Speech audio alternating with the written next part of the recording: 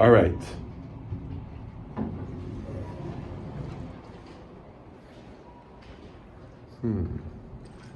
It's 12:57, so it's about 1. And off to the gym. I got up at around before 8. I got up at 5 something and then tried to stay in bed. So we're March 3rd, Monday.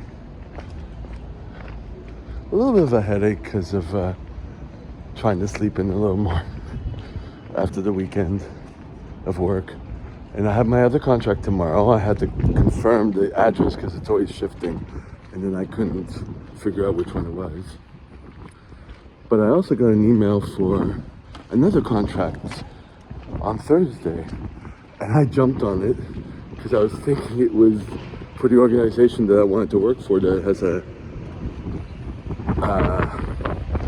standard, like you have to be in the health industry to teach. I just realized I was going to go take out money from the bank and I went the wrong way. So I got to set up another alarm to take out money on the way back home. I just deposited a big sum from work. I waited over a week to do it and I wanted to see how much I could take out with the machine and I got sidetracked.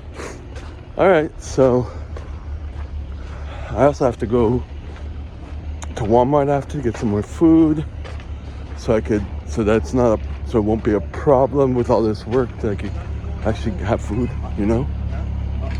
And so the whole point of going to the bank all the time is to get out the money so before the government gets it, you know what I mean? But anyways, it was a tough morning. But anyway, so I got that call, I got that message. I'm like, okay, I'll do it. But then I re-looked at the email and it's like, oh, it's a different company. And it's through one of the associations that a lot of people look for people. Like when I taught the children, it was through that. I don't know what happened to her. It was weird because her phone says, don't leave a message, leave me an email. And I've left a couple emails. I haven't tried since because I'm like, are you getting it or not or whatever? If you need me, you'd call me. But I got the certification. Did you get the certification? So it's like, okay. Anyways, so for this contract on Thursday, it's at another hospital. And for this association, you need 9 mannequins. I only have 5. And I can't fit, and I don't have enough babies. Like, I don't have enough stuff. My hockey bag isn't big enough, and I haven't bought enough stuff. And it hasn't been a problem yet in the past since I started teaching in 2020, and since I started teaching for this association last year, because there's always, like where I teach regularly, they have all the mannequins. And so I never had to do that. I thought about buying child mannequins so that at least I have a better chance of fitting stuff into my bag, but I haven't done it.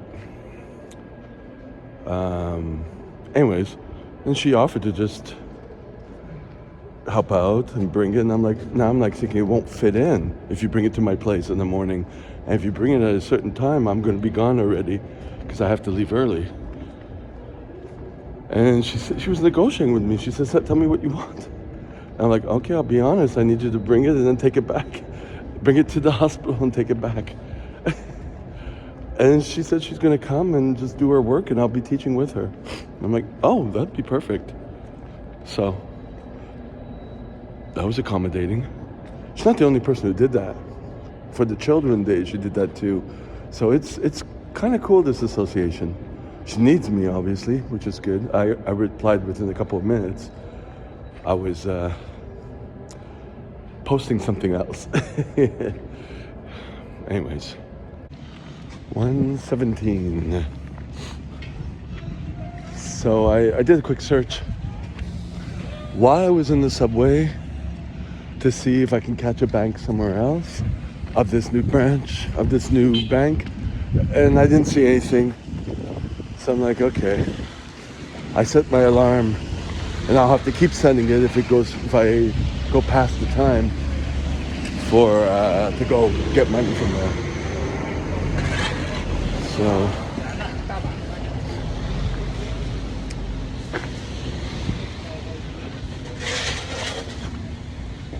kind of reminds me how I ran around all the time when I was doing a lot of personal training, going to different gyms, teaching classes, forcing myself to take a nap, doing a lot of Monster energy drinks. Caffeine hasn't changed, but yeah, it keeps me on my toes, which is important, because if I'm home alone, you know what happens if you've seen a lot of these videos. So yeah. So anyway, so for this new contract, she also has a lot of English contracts too. So okay, that's fine. I'm bilingual, maybe pushing 4 languages, but not really. Spanish, I know like a grade schooler now. Hebrew, like a grade schooler, and even worse because I don't practice it. So let's say bilingual. But anyway, so she even asked how much I want. I'm like, well, I get charged. It's usually at my present employer, it's $30 an hour for 5 hours. This other contract I did on Friday, it's $31 an hour. And I've gotten most of this 35.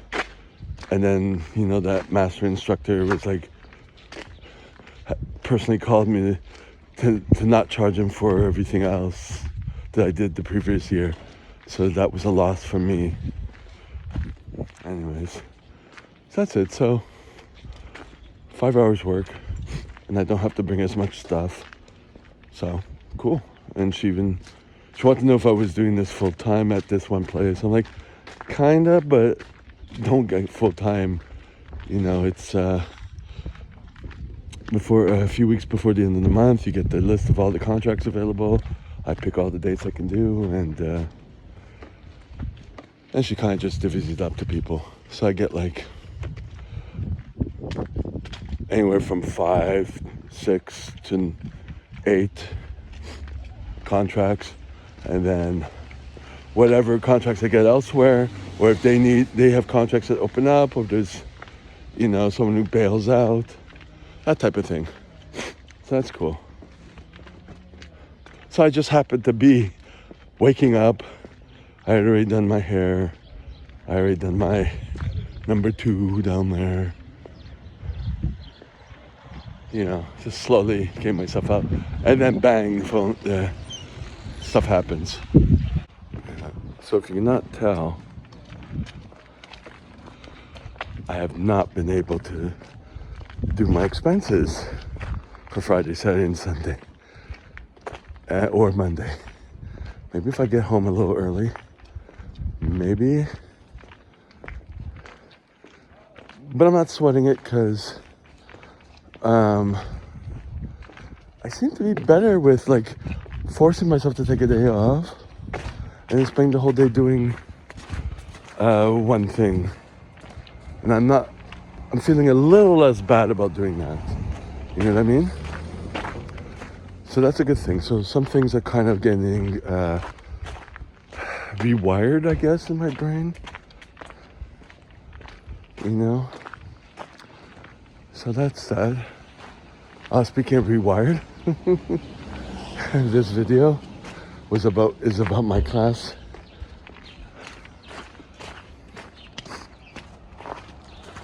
That I taught yesterday. There was a guy, there was a few situations, but there wasn't any trouble.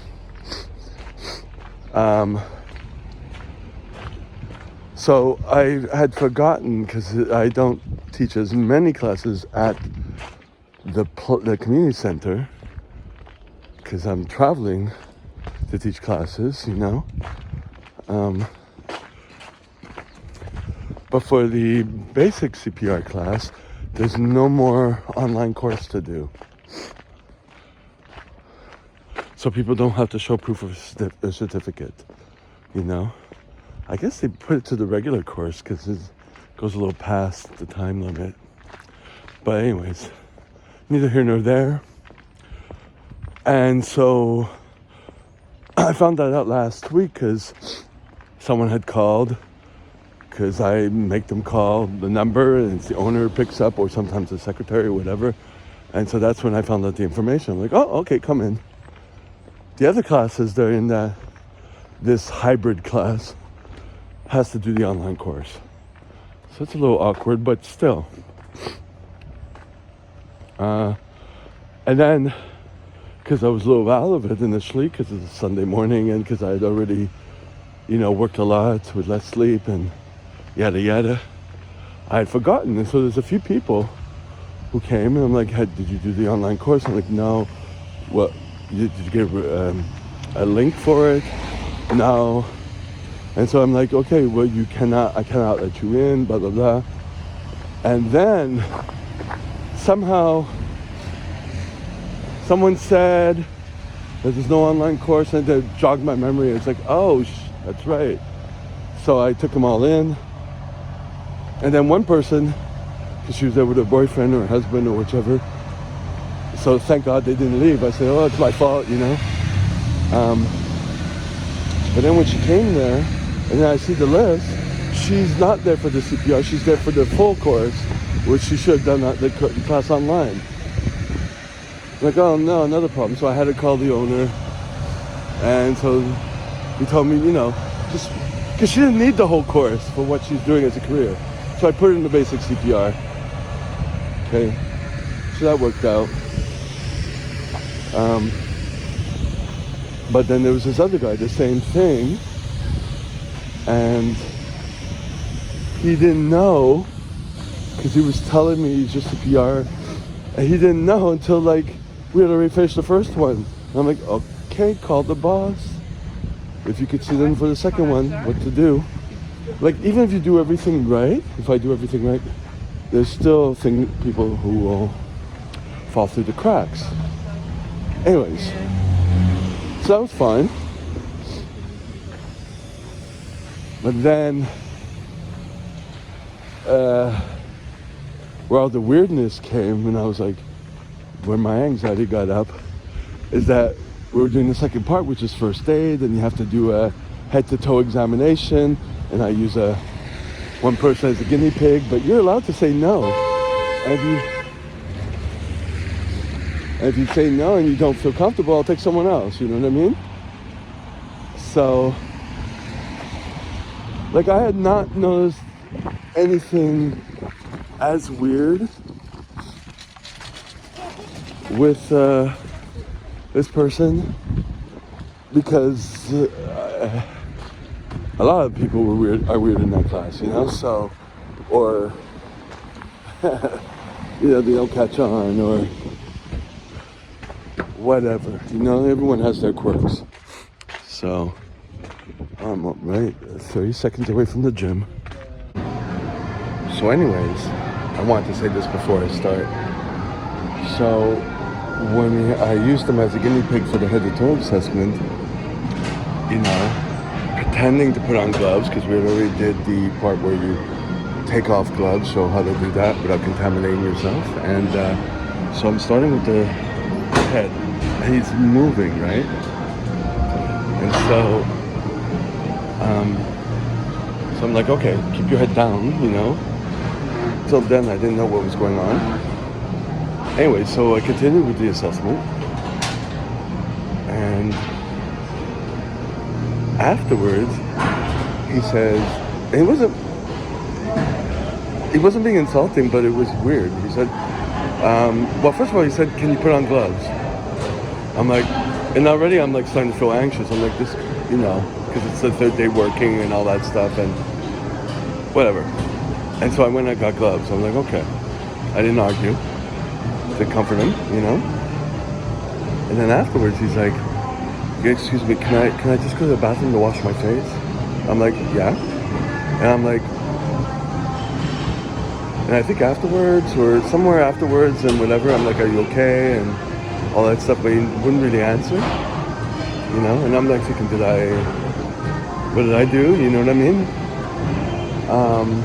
Like I don't know what's going on, But then I'm thinking, does he have OCD? Does he think he's getting all these viruses? It's like we're not dealing with anything real, you know what I mean? Anyway, so I let him do that, and afterward I started to notice, he's withdrawn and stuff like that. Like now I'm noticing it because it's only a third of the class that's there now because the rest left, and yeah. So I was like, what's going on here, And I tried to include them a little bit, but not kind of get into them. He kind of stayed at the back of the class, It's not a classroom. It was like just like random seats, whatever. But he was participating and stuff. But when he was like answering and some questions, and I couldn't hear him and all that stuff. So it was weird. But I guess it's when I was starting to notice it, And then, of course, he stayed for the exam. And it took him a lot longer than everyone else, And I stayed. I was like, whatever. Because I like staying there. And I was just slowly packing my stuff, because he was the one left over or whatever. And then, he leaves. But he doesn't say bye. You know what I mean? And then he was like also asking questions. Like that I noticed. And he was fixated on a lot of things, if he's taking the right class or whatever, like constantly. But I was like focused on like, is the OCD, is it what? And then, then he didn't say bye after, and then eventually I just closed the door because I was the only one left, and I was just watching a little YouTube and getting ready, putting on some sunscreen because it was sunny. And then when I get out, I open the door, this is like an hour later. Sometimes I'll stay an hour later to take my time. And then he's there. I thought he had left. Thank God I didn't do a video there. And then as I was leaving, the kids at the counter were like, bye, and and then he was next to them, right? And then I just said to him, is there someone coming to pick you up or whatever? And he kind of said, yeah, but like very softly. And I just waved, and the two kids, were like looking, I guess they kind of figured the same thing that I did, And then afterwards I was like, oh, maybe that's like some heavy autism there, I knew one other person who was autistic because she said it, but during the class, this was like about 5 months ago or so, she was very knowledgeable of information. I'm like, how do you know all this? And she said, well, first of all, I'm autistic. And it's like, oh, okay, that's cool, But on this, I was like, is he OCD? What is it, So, and then of course, as the algorithms work, or as the telephone works, or whoever is watching,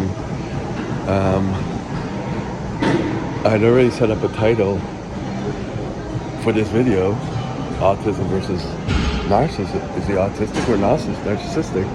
Because I knew that sometimes it's perceived as narcissism, and then without having to do anything, a video comes up in my feed, and I'm watching it, and I'm like, oh, okay, no, that's narcissism, autism. So, but there you go. But I'm not as exposed as I thought to it. Like, this is a first-time case for me to that level, and where I was feeling like anxious, like what's going on? What is he going through? I was going to ask him, did you eat? Is he going through hypoglycemia? Like, I couldn't tell. I was like dumbfounded, so I felt anxious that I did something. That's me, the people pleaser, right? So,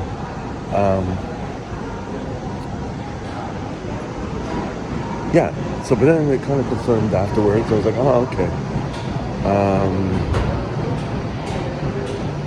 Yeah.